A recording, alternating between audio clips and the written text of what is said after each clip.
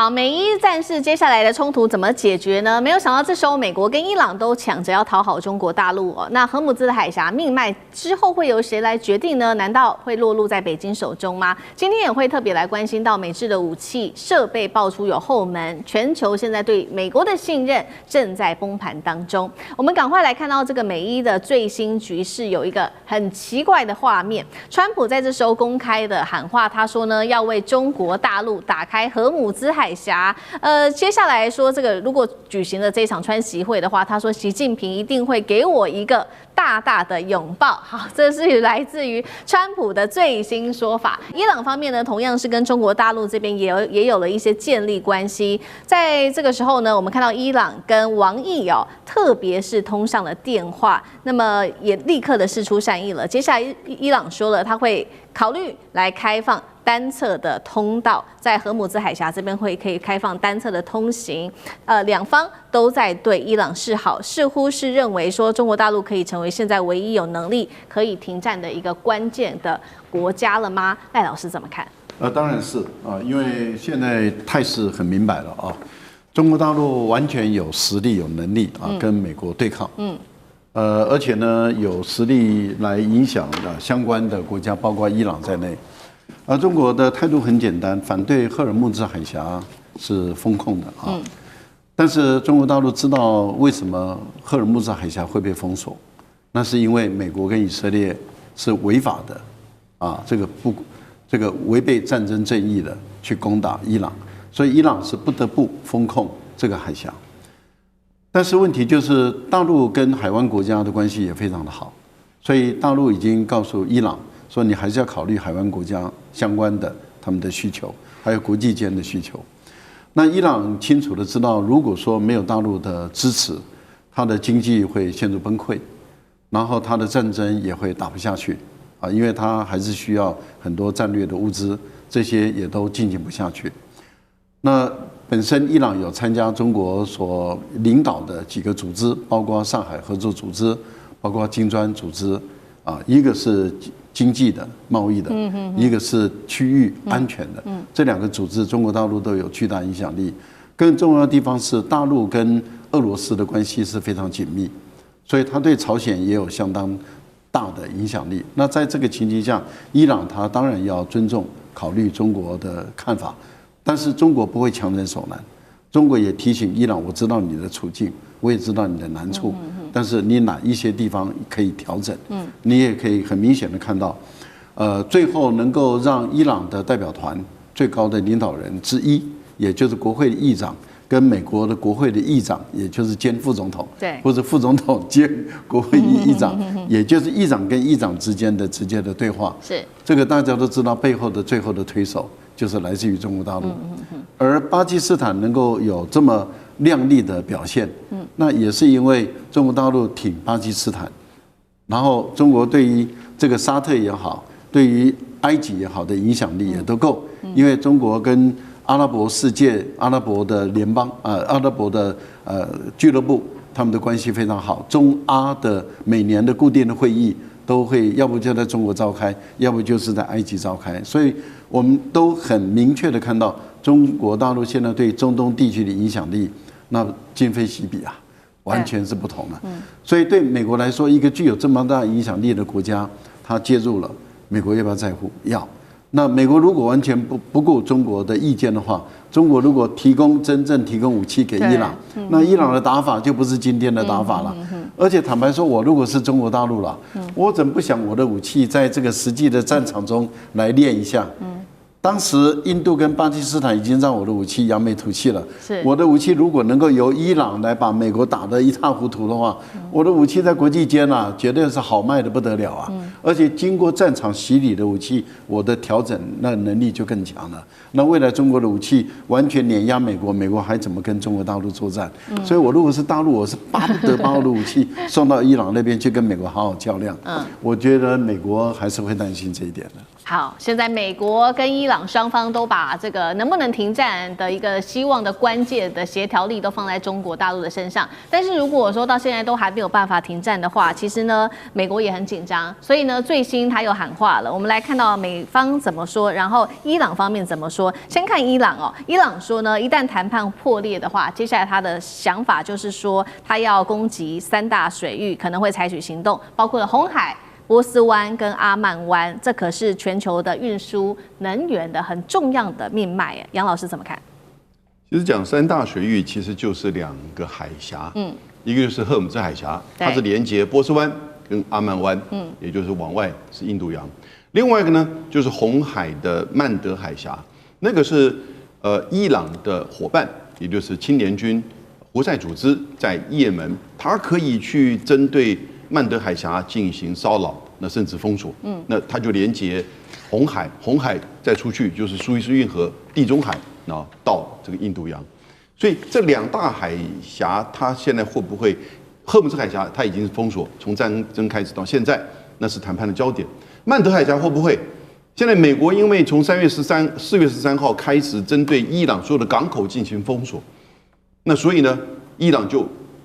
這個說我要反制你。除了赫姆茲海峽之外，如果你再繼續封鎖我的話，我就要開始要求胡塞組織去封鎖曼德海峽。那胡塞組織其實以前有騷擾過曼德海峽，在那個就是加沙戰爭的時候，那個時候呢，各國尤其是美軍開始在做反擊，那所以那個時候同時伊朗跟以色列也有一些飛彈的這種就是相互的攻擊，但是胡塞組織呢，差不多維持了不到2個禮拜的時間就退下來。可在現在這個時間點哈，我覺得既然戰爭都已經打出來了，然後呢，美伊都已經完全的对立，赫姆茲海峽的封鎖會不會擴大，產生一個就是連鎖的效應？那這就是一個大的問題。它可不可以做到？我覺得它可以做到，成效多少，這是一個問號。因為後續伊朗如何能夠有效的提供相關的軍事飛彈給這個胡塞組織，這個問題，但我們現在不確定哦。胡塞組織說不定它本身的飛彈也有一定的這個儲存量，就跟過去我們對伊朗的評估一樣，所以這是一個可能的反擊。美國要去封鎖伊朗的這個港口。那赫姆茲海峽的封鎖，我們現在看到問題針對油氣、大宗物資。全球20%，尤其是20%裡面的80%是送往亞洲，其實對亞洲的能源的衝擊遠大於其他的衝擊。那對中國大陸反而是小的。那因此，你看從日本、韓國、台灣到整個東南亞，衝擊都很大。我們台灣連塑膠袋都買不到了。對。那曼德海峽呢？它如果封鎖的話呢，受了騷擾，那就跟以前一樣，它走到非洲的南端，會增加大概10天到14天的航程，但它不是只有時間增加、保費增加，它會產生供應鏈的骨牌效應。也就是說，它的前提是赫姆茲海峽已經被封鎖了，如果曼德海峽再被封鎖，那這是雪上加霜了。對，它不是單純像過去只是曼德海峽受到影響，那大家會擔心保費增加，敢不敢經過紅海？那我們長榮在蘇伊士運河曾經也這個出現狀況，造成整個全球的就是海運的這個堵塞。可是呢，這一次如果再發生赫姆茲再加上曼德，那一定遠超過過去長榮加上胡塞組織的騷擾。所以它會產生連鎖的甚至骨牌的效應，這都影響會很大的。好，這場戰爭，這個海上的封控哦，這個伊朗祭出了說他要打的這個海上封控，接下來現在就是害怕的，就是影響到全球的經濟。那對於全球在軍事面的影響，我們也另外來關心。軍事面現在被說呢，美國的武器呀受到國際的質疑，到底有沒有後門這件事情？特別來舉一個例子，去年的時候大家還記得嗎？以色列當時空襲卡達，那以軍當時呢飛了1700多公里，結果呢美軍這邊不但沒有提前示警，卡達境內就算已經裝了很多的美制防空跟通訊系統，結果呢竟然是沒有任何的反應的，被質疑是不是因為美軍這邊的後門。再來就是伊朗點出的，他認為美制的通信設備包含了幾家公司思科還有呢飛塔跟朱尼珀等品牌，在關鍵時刻還會集體失靈。美軍的後門這件事情其實時有耳聞，厲將軍怎麼看？這是一定有的啦。這個我用武器的這種只講武器層級來講的話，就一定都有裝嘛，公開的秘密嘛。比如我講一個名詞，大家都應該都聽過，叫敵我識別器。就是說我在飛機上面，那地面的導彈，那我跟它之間，如果我有敵我識別器，我會發一個信號，那地面那個導彈就不會，他就知道這是自己人的飛機哦。就算是你要發射，他會管制到發射不了哈。像這情形，我覺得川普腦袋裡面也有裝哈，川普腦袋裡面有装敌我識別器，是他自己人哈，就一定可以自由飛翔，自由的提拔哈。但如果不是自己人，一律擊落。川普腦袋裡面，我相信也有裝類似這種東西。當然，如果說你在往上提升，按照這種科技在往上提升，那當然它就可以更多的管制。譬如說，你的雷達信號看不到它，像這次以色列的戰機哦，要飛到卡達去轟炸卡達哈馬斯，那次是很嚴重的，是以色列人家跟哈馬斯在談判，那你以色列居然就這個用導彈將這個談判代表，這是非常不講武德。那從此以後，大概哈馬斯也不再信任你哈。可是這個飛行過程1700公里，美軍來講不可能每一個人都跟他講說你裝着沒看到，那一定是美軍自己